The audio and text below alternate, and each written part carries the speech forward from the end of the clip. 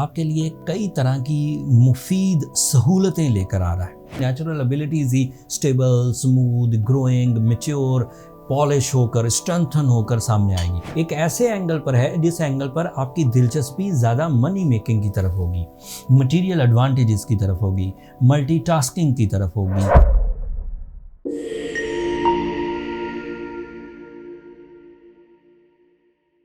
अस्सलाम वालेकुम लिब्राज, मैं हारिस अज़मी, प्रोफेशनल एस्ट्रोलॉजर, आपकी खिदमत में हाजिर हूँ इस हफ्ते की एस्ट्रोलॉजिकल रिसर्चेस के साथ।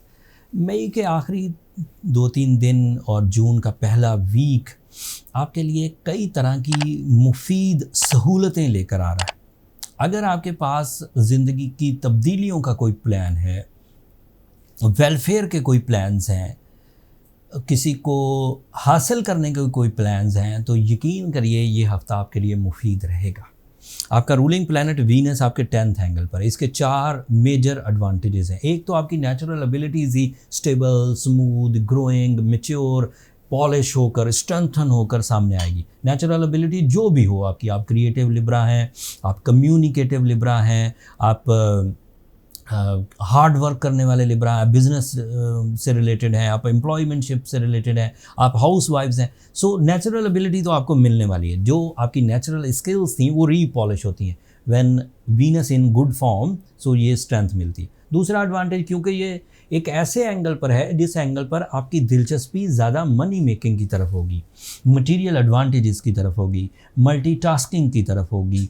आप अपने कैरियर से ज़्यादा सिंसियरिटी से पेश आएंगे, आप उन चीज़ों की तरफ बढ़ेंगे जो चीज़ें लाइफ में आसाइश लेकर आती हैं, आसानियाँ लेकर आती हैं।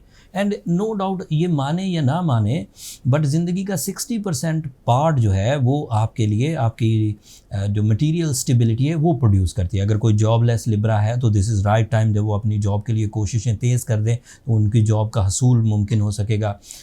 एंड अगर कोई बिज़नेस न्यू स्टार्टअप करना चाहते हैं तो this is the right time. अगर क्रिएटिव एलिमेंट्स करना चाहते हैं this is the right time. And उसके अलावा वीनस की वजह से आपकी जो लॉसेस की रिकवरी है, आपकी जो सेंसिटिविटीज़ की रिकवरी है, आप अगर कहीं से किसी तरह का कोई अपना इमेज ख़राब कर चुके हैं उसकी रिकवरी है, अगर कर्ज़े हो गए हैं तो उसकी रिकवरी है। सो ये भी इसी सीज़न में पॉसिबल है। मरकरी आपके 8th एंगल पर है। मरकरी का 8th एंगल पर होना आपको थोड़ा सा स्लो डाउन कर सकता है डिसीजंस में, लेकिन ये शॉर्ट टर्म प्लैनेट है, ज़्यादा लंबा प्रॉब्लम नहीं करेगा। सूरज आपके 9th एंगल पर काम कर रहा है। बाय रूल्स ऑफ एस्ट्रोलॉजी अगर सन 9th एंगल पर गुजर रहा हो तो नए प्लान्स सूझेंगे। नए प्लान्स थोड़े ही अरसे बाद फिर इम्प्लीमेंट भी होने लग जाएंगे लाइफ में, लेकिन इस वक्त वो प्लानिंग की शक्ल में सामने आएंगे। तो कोई भी जहन में ऐसी कैफियत जो प्लान बना रही हो उसे रिजेक्ट ना करें, उस प्लान को आने दें। That is your intuition level, that is your sixth sense, जिसकी वजह से चीज़ें आपकी तरफ माइल हो रही हैं। उन प्लान्स में जो ह्यूमनली पॉसिबल हो, जो आपकी सलाहियतों के अंदर चीज़ हो, उसे ज़रूर कंसीडर करें। वो बाद में आपके लिए मटेरियल एडवांटेजेस की वजह बनेगी। सूरज आपके 9th एंगल पर सडन गेंस की वजह भी बनता है। सडन गेंस का मतलब ये होता है कि unexpected positive changes in the life किसी भी सेक्टर में हो सकती हैं। सोचा थोड़ा था, मिल गया ज़्यादा, थोड़ी इज्जत सोची थी, ज़्यादा मिल गई, थोड़े पैसे सोचे थे, ज़्यादा मिल गए, थोड़ी मोहब्बत सोची थी लेकिन ज़्यादा मोहब्बत मिल गई, थोड़ा वेलफेयर सोचा था लेकिन मौके ज़्यादा मिल गए। So this is the possibility. Sun जब भी 9th एंगल से गुजरता है इस तरह के एडवांटेजेस देता है। फुल मून होगा आपके 3rd एंगल पर। Full moon is an other positive day. ये 4 तारीख को होना है। इससे आपके अंदर passion, spiritual side, sacrificing nature ये भी इंक्रीज़ करेगी। आपके लिए आपका सैटर्न आपके 6th एंगल पर है। इस वक्त वो नेगेटिव है, जब तक वो डायरेक्ट है वो नेगेटिव है।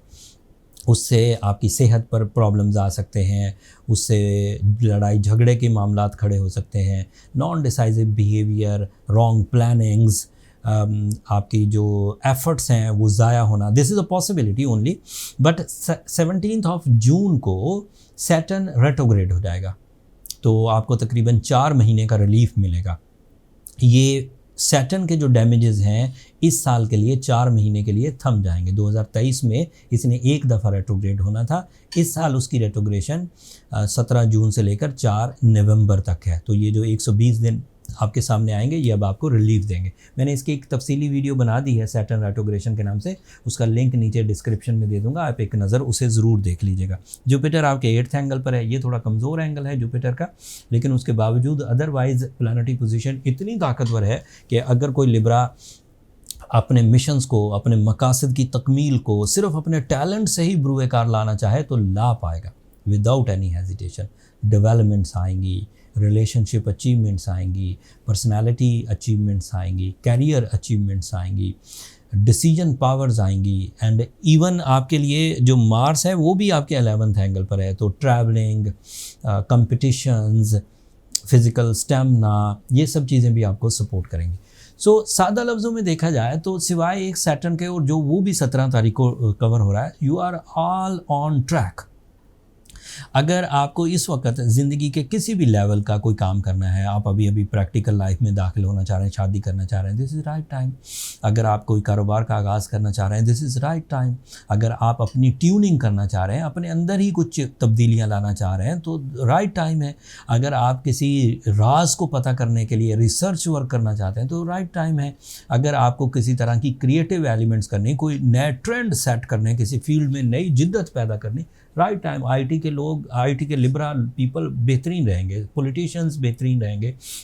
अभी तो अज़ाब ही आया हुआ है लिब्राज पर, but in future it is very expected in the second week of June, approximately 17 तारीख को चीज़ें ठीक होना शुरू हो जाएंगी इंशाल्लाह। ये ओवरव्यू था मेरी तरफ से लिब्राज। उम्मीद है कि जितनी प्लानिटरी सपोर्ट अल्लाह ताला की तरफ से एक नेमत की शक्ल में आपके पास मुयस्सर हैं, इतनी प्लानिटरी सपोर्ट से आप बड़ी कामयाबियां हासिल कर जाएंगे। फिर भी कोई कमी रह सकती है, कोई सिकनेस, कोई ज़ाती किस्म की मजबूरी, कोई ज़ाती किस्म की नकाहत, सुस्ती, उसको ओवरकम करने के लिए सूरह शम्स पढ़िए। उसको ओवरकम करने के लिए रूबी पहनिए, ओपल पहनिए, पर्ल्स हैं, ये सब एक दूसरे का रिप्लेसमेंट है, आप पहन सकते हैं। अगर उससे भी मामला हल ना हो तो फिर पर्सनल कैलकुलेशंस की तरफ चले जाइए, ताकि पता चल सके कि where is the real cause of damage. Personal calculations के लिए नंबर नीचे चलते रहते हैं, आप इन पर रब्ता करके अपने लिए टाइम ले सकते हैं, बट वो फ्री फोरम नहीं है लिब्राज, होपफुली आप अंडरस्टैंड करेंगे। अब अगले हफ्ते तक के लिए मुझे इजाज़त दीजिए। अपनी दुआओं में मुझे और मेरी टीम को ज़रूर याद रखिएगा। चैनल को सब्सक्राइब करना मत भूलिएगा। आप लोगों की सब्सक्रिप्शन बहरहाल हमारी हौसला अफजाई की वजह बनती है। एक छोटा सा ऐलान मैं यहाँ करके फिर बात को ख़त्म करता हूँ। अक्सर हम लोग सूरह शम्स प्रिस्क्राइब करते थे, एंड कुछ हमारे दोस्त ऐसे भी हैं जिन्हें सूरह शम्स या तो याद नहीं थी या पढ़ना नहीं आती थी, तो वो अक्सर हमसे मैसेजेस पर पूछा करते थे। सब लोग बराबर नहीं होते, कुछ लोगों को तो ज़ुबानी याद है, कुछ लोगों की रूटीन में है, लेकिन कुछ लोगों को तो अरबी ही नहीं पढ़ना आती, कुरान नहीं पढ़े होते। तो हमने ये ज़िक्र, हमारे बहुत करीबी दोस्त थे हाफिज़ फुरकान साहब, तो उनसे ज़िक्र किया, तो उन्होंने एस्ट्रोडेम्स की खिदमत के तौर पर, एक ताउन के तौर पर, उन्होंने सूरह शम्स अपनी ज़ुबान में तिलावत करके, अपनी आवाज़ में तिलावत करके हमें भेजी। मैंने नीचे लिंक दे दिया है उसे, एक अगर आप सूरह शम्स सुनना चाहें तो वहाँ से सुन सकते हैं, इससे उनको भी ज़रा सपोर्ट हो जाएगी। That's all from my and. अब अगले हफ्ते तक के लिए इजाज़त दीजिए, अल्लाह ने के बाद।